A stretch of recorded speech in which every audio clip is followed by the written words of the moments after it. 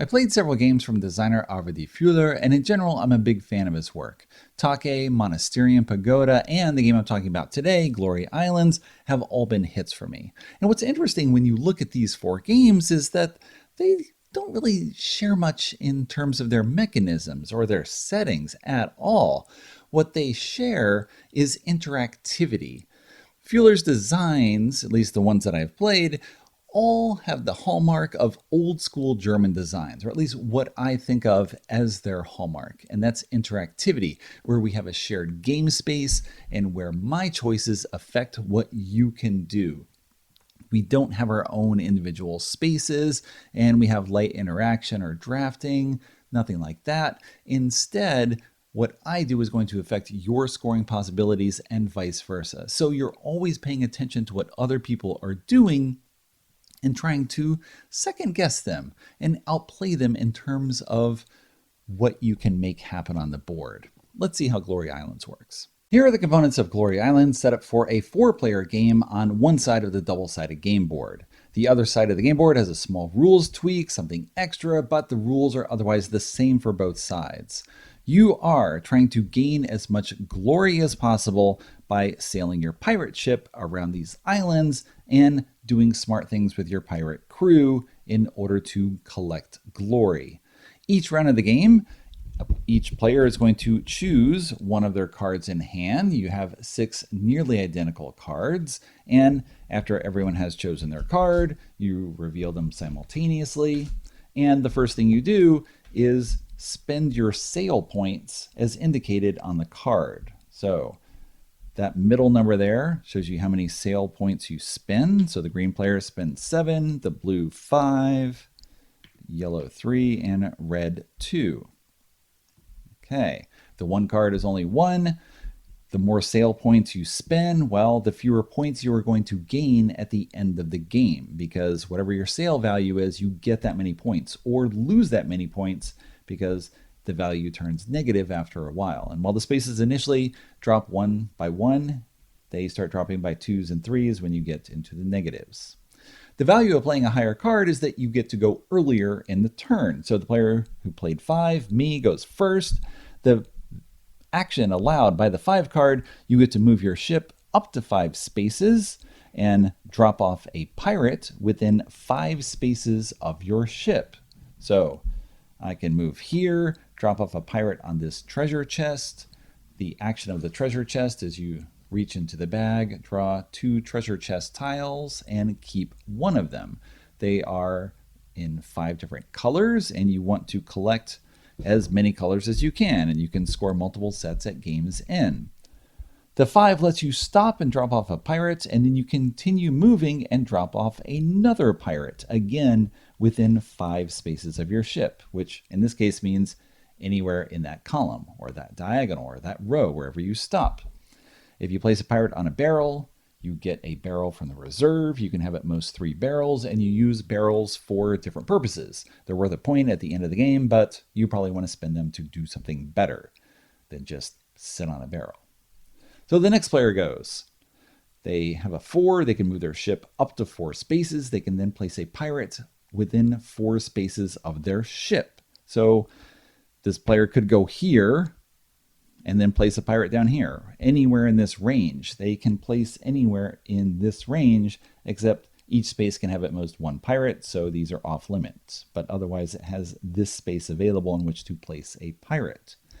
If a ship, when it stops moving, sees a pirate in the column that it's in front of, or the diagonal, or the row, the owner of that pirate gets glory. So the green player gets 1 glory for this pirate here because he's doing work and someone saw him do work and therefore he looks awesome. And the blue player now places a pirate within 4 spaces. If you place here, you get a glory. If you place here, you get a treasure chest, which is always worth at least 1 glory. So seems like the better option than going here. But the reason why you want to place on one island over another, well, the islands score when they are filled with pirates, and you get more points on the larger island. When an island fills up, you look and see who has the most pirates and the second most pirates, or most, second most, and third most on the islands with 5 and 6 spaces, and you distribute points. And the points, it's favorable ties, you split and round up if possible. So there are reasons to go one place over another. So if blue goes here, they're going to draw 2 tiles, they keep one of them, and the value or the action available on the 4 card is that you can spin the barrel or move 2 spaces on the sail track and move a pirate of yours that's on the board to any new location. So the blue player could spin the barrel to move this pirate here. They would get a point for landing on that space. And then this island would resolve with blue getting 2 and green getting 4. And when an island scores, all of those spaces empty out. That's the only way that pirates go back to the reserve and then can be placed again. If all your pirates are on the board and you would have to place a pirate, you pick up a pirate somewhere and you put it down as if it were new. So the blue player could spin a barrel to effectively get 3 points, but it also gives green points. Maybe they want to make green complete that themselves. So we go back here. There we go. The 3. So the yellow goes 3.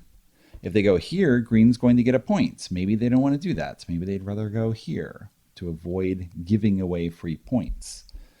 So they go up to 3 spaces, place a pirate up to 3 spaces from their ship. Maybe they go here for a barrel. They want to fight for a majority. Maybe they want to go here just for the point, but go here, get treasure. They can spend the barrel or spend 2 sail points, and they can place an additional pirate. So this is an arrow to move a pirate. This is a plus to place an extra pirate on the board. So why not spend the barrel to get a barrel? That seems like pretty break even to me. And it gives you a foothold in this island here where you're fighting for a majority. Okay, red goes. It goes up to 2 spaces. Well, if it goes here, it's going to give yellow 2 points, and it can only go here, which may or may not be good. Maybe it wants to go here, place a pirate here, get a barrel, and then with the power of the 2 is that you can spend the barrel to draw 3 tokens from the bag and keep 1. When you're first drawing a treasure, drawing 2 or 3 doesn't make a difference, but there are 5 different types of treasure, and at game's end, you score 1 to 15 points based on how many different types of treasure you have, and you can score multiple sets. So if you're digging for that 5th treasure, the power of the 2 can be very helpful, give you a little more chance of completing that set, and then ideally building up for another set, and so on. At the end of the turn, everyone is gone. You're going to discard your card into your personal discard pile. And you go again. Just choosing cards sort of at random here off the top of the deck. Okay, 3, 3, 3, and 1. So blue spends 1, everyone else goes 3. And when people play the same number, you look at the dots on the card to determine tie breaks. The more dots, the better. There are 2 3s in each deck, and the black symbols are better than the white. So yellow goes first, winning the tie, and then red goes, and then green goes. And then at the end of the round, if you have 2 people tie, they're going to swap cards. And if you have 3 people tie, the first and the last player swap cards. And if all 4 tie, well, then you can manage the swap that way. So then green would have the better tiebreaker in the future. The color in the card matters only to sort the cards so that everyone has the proper set of 6 cards at the start of play. So yellow's going to go, move up to 3 spaces. What does it want to do? Maybe it wants to finish this island, because why not? All right, I'm going to place a pirate, get a point. Yellow gets 2. Green gets 4, sorry, back up, reverse it. Maybe yellow wants to use its special power. Spin that barrel and place another pirate. Yes, do that first. Finish your action for real. And now, score. Yellow gets 2, green gets 4, and then this empties out, which may be terrible because perhaps green wanted to complete it themselves. Green could have gone one space and completed that and gone there. Or green could have gone 1, 2, 3 spaces and then seen itself and get 2 points, give yellow a point, and then complete the island all on its own. So you are making guesses for what you want to do, but of course other people are going to take their turns and possibly thwart you. If red goes and would place a pirate within 3, there's only 1 space available, and it gets a point. Red spent its barrel to draw extra treasure tile last time. If red had not spent its barrel, if it still had a barrel, if the player did not choose to do that in the beginning, it could place an extra pirate within 3, but all of these spaces are full. So when that happens, you just go into the first empty space. I also skipped the point where yellow would get 2 points for red stopping there. In order to do that, that is something that you can easily overlook. You will overlook the spending of sail points. You will overlook giving the bonus when you stop your ship, although that yellow player will definitely be paying attention. So yellow goes, red goes, green goes, doing something. This empties out. What does green want to do now? Blue is going to take its turn. It can move only 1 space. It can place a pirate only in the first available space. And then blue will pick up all the cards in the discard pile and put it back in its hand. This is the only way that you get all of your cards back. So you can just play the 1 over and over again, move very little, spend very few sail points, have few options as to where you place your pirates, but usually you have specific things that you want to do because treasure chests are always better than getting 1 point. Getting a barrel, well, it's a 1 point at the end of the game on your board, but you can usually spend the barrel to either place another pirate and earn a point, or spend the barrel to get treasure, which is worth more than a point. So you got this intermediate system where you're picking up barrels in order to do stuff with them. You're going to continue moving around the board. Whoever hits this space first or moves past it gets 4 points. The next player gets 2. The next gets 1. So there's a little race element there, encouragement to keep you hustling around the board. But of course, the faster you move, the more sail points you're spending, which is taking away points. But possibly you are also getting in the right position in order to claim majority on an island before anyone else. You often want to clear out islands so that those players' pirates go back in the supply and they don't earn any points for them. Potentially you can end up setting up some ridiculous thing here where yellow has all these pirates in a row, and then yellow is going to hit it and score lots of points. But if you can clear all that out, then yellow won't score. Yellow, of course, might score for the majority here, but it won't score for the row and then score for the majority. So you're trying to minimize the damage by kicking people out. You keep going around the board. When a pirate hits this space or goes past it, the first one gets 6 points, and this signals the end of the game. You finish the round. So everyone plays their card like normal. You move. If a second player hits or goes past this spot, they get 3 points. The next player gets 1 point, and then that's it. The game is over. And the scoring at the end of the game, well, every pirate that's still on the board is worth a point. Every barrel you have is worth a point. The treasure, I'm looking at the wrong thing here. A point for barrels. The sail points, positive or negative, are added or subtracted from your score, and then you're scoring for treasure as well. So the other side of the board, let's sweep all that off. It has a different arrangement of islands, so things are a little trickier here. They score differently. They play out differently. I've played twice on this side and 4 times on the other side, and they definitely play out differently based on this layout of the island, because you don't have a 3 space here that's going to fill quickly and then empty. It's a little bit more of a challenge as you're trying to do this. The big difference is you have this storm in the center of the board, and when you would place a pirate on the storm, you instead place it anywhere. So you have way more freedom as to where you're going to go to get certain things, right? Trying to get those treasure chests, to complete sets, to score more points, and get majorities in different spaces. It somewhat negates the power of the 4 that allows you to place anywhere, because this being in the center of the board, of course, you have many opportunities to hit it as you're moving around.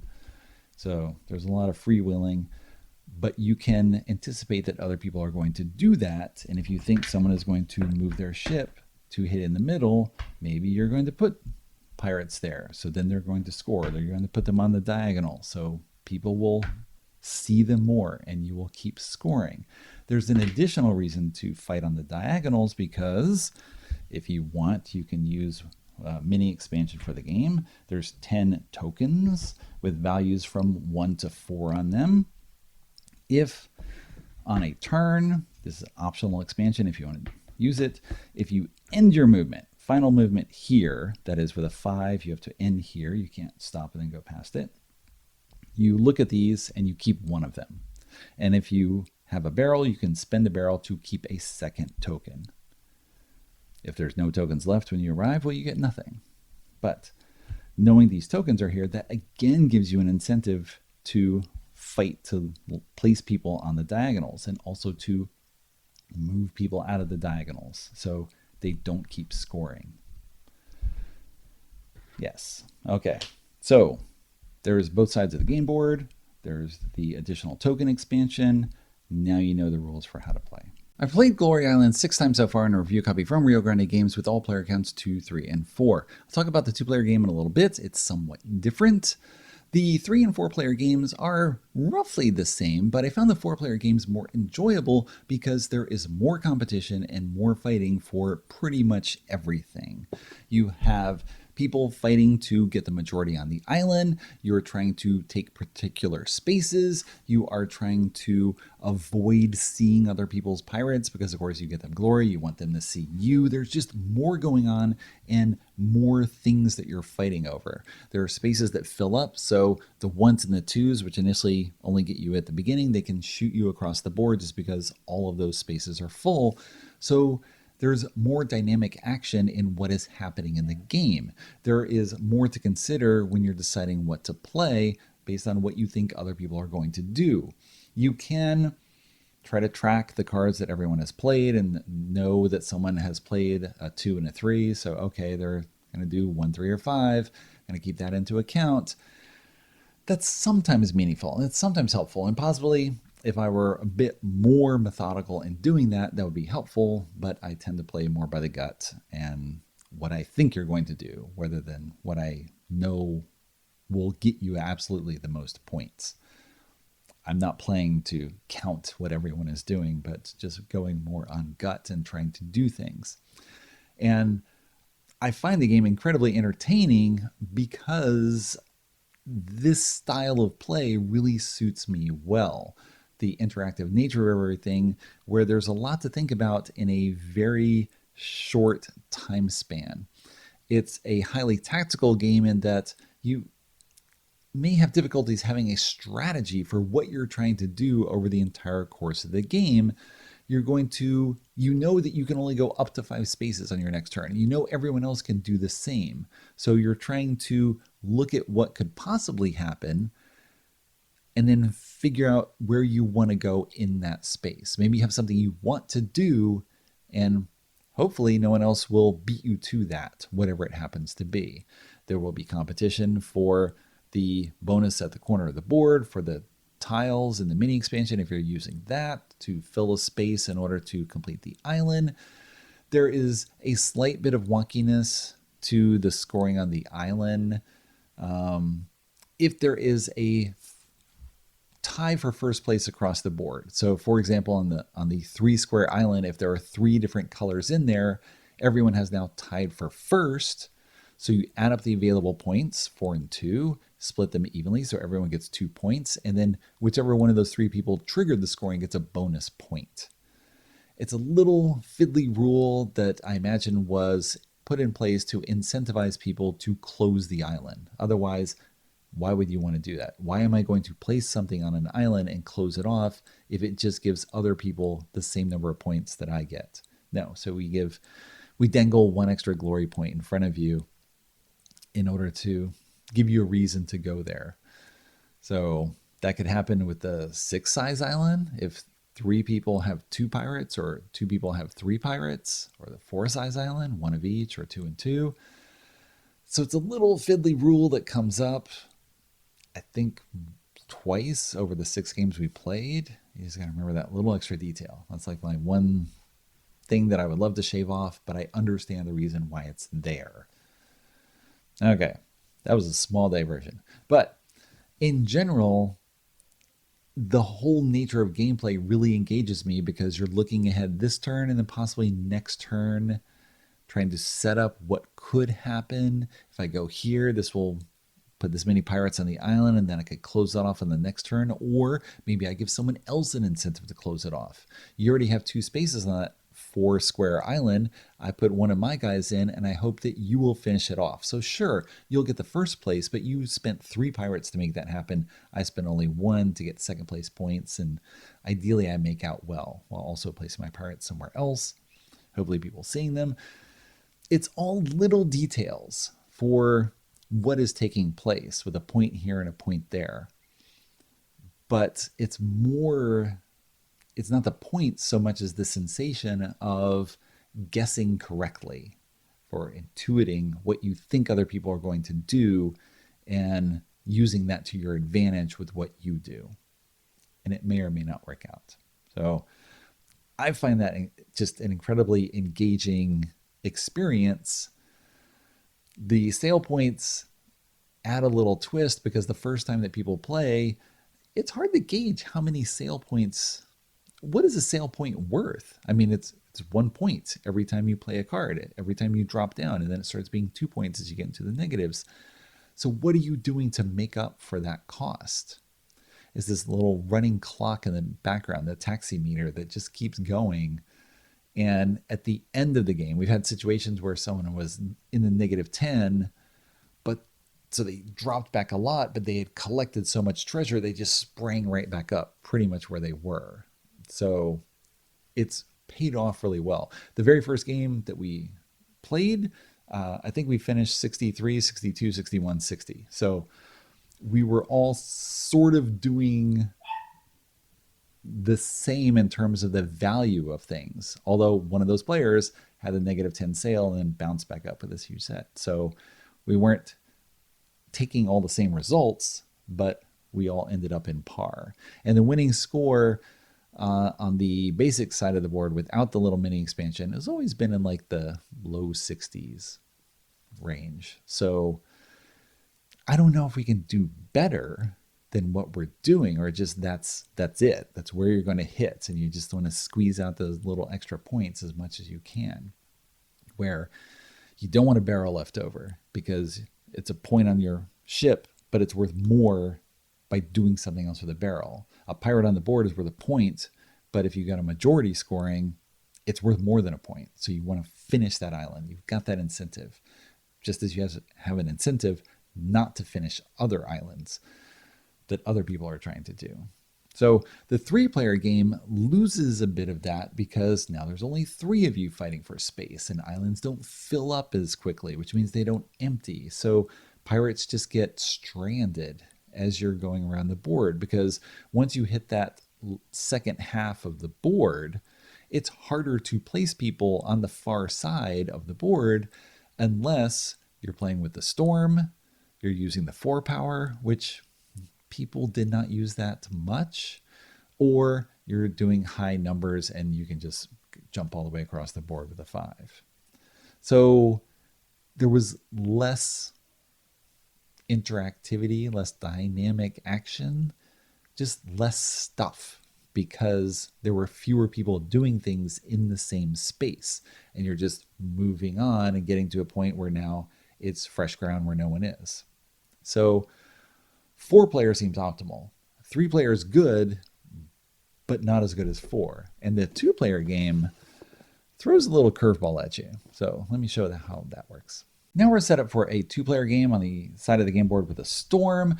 Players have to be a non-green color because green will be an automated player, Captain Henry Morgan, who follows certain rules on their turn. So each player is going to choose a card like normal. The green player, you shuffle the deck, or of course you don't have to shuffle it every single turn, and they just play something random. So blue and yellow would take their turns like normal. Everyone's going to spend their sale points like normal. The green player is always going to move its maximum distance. So it'll move 2, and you know that and it will place a pirate in the first available space. That's it. If it stops in the corner, it will take one of these at random. If it turns over a 5, it's going to move 1 space and place a pirate first, and then move up to 5 and place another one. So knowing that green is going to go 2 spaces, these players can take actions to place pirates here. Yellow can go here knowing green is going to stop and give yellow a glory point for seeing that pirate. You can use the knowledge of the AI player to your advantage in order to score more points. Or that they're going to fill a spot here, and eventually you're going to try to finish this off thanks to their automated play. They're going to play as close as possible. So you take turns. Of course, I'm just fudging things here, and you're going to take other actions, and green goes. Boom! It's going to go 5. So it goes, again, I believe the rule is it goes 1 space, it places on the first available. It's then going to go 2, 3, 4, 5, it places on the first available. And other players take their turns like normal. Now, the downside to this is that in a game with human opponents, usually you don't automatically go the full distance of your ship. You're playing a higher value because you want to go first, or because you want to have your pirate reach further into the board to land on certain spaces. But the automated player always goes its fastest. It's going to play 5 of its 6 cards. In this case, it played every card but the 1. So it would next go 3, it would go 4, it would go 3. After playing 5 cards, you shuffle them all and continue. Now, the green player is going as far as possible. And it would have been placing 1 here, and it placed 1 here and here. So it's not going in, it's forcing you to reach deeper if you're trying to score things. But the real change with the 2-player game is that this automated player is just going to win.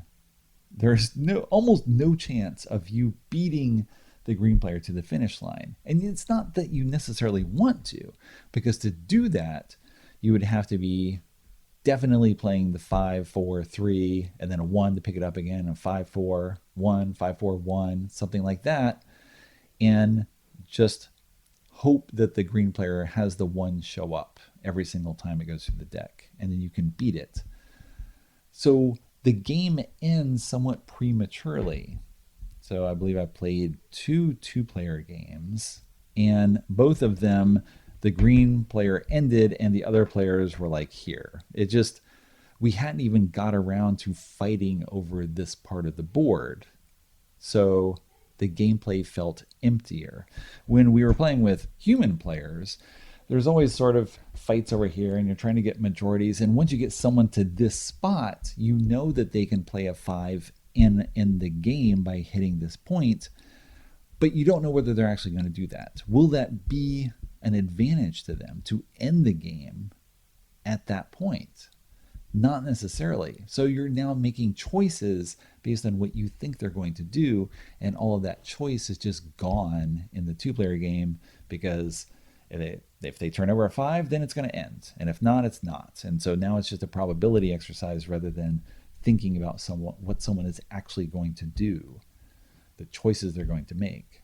So the 2-player game felt lacking because you don't have that human interaction and trying to outthink someone. You're fighting an AI, and that's generally not what I play games for. I like puzzles on my phone. I don't like games played against automated players because that's just not appealing to me. All right, different taste and all. I want to sit down to play games against other people and try to put myself in their shoes and imagine what they're doing and what they're doing based on what they think I'm going to do, and then react to that. All of that is gone with the AI, which means the 2-player game works, but it loses so much of what's enjoyable with the 3-player game, and it's even more so with the 4-player game when the board is full. That's the best experience for me.